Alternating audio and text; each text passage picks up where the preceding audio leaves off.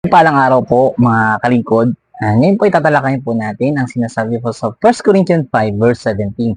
Ito po yung verse na talagang sinasabi na kung talagang ikaw ay nasa Panginoon, dapat ito ka na ngayon. Ito po yung sinasabi ng verse. Kaya kung nakipag-isa na kay Kristo ang isang tao, isa na siyang bagong nilalang.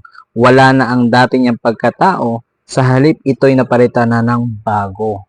Mga kalingkod, ito po yung sinasabi na kung totoong ikaw ay tumanggap sa ating Panginoong Hesukristo bilang Diyos sa tagapagligtas ng buhay mo, kailangan po mga kalingkod, alisin na po natin yung dati nating pagkatao. Yung pagkatao natin na punong-puno ng kasalanan, punong-puno ng pagsuway sa Diyos, punong-puno ng mga masasamang gawain.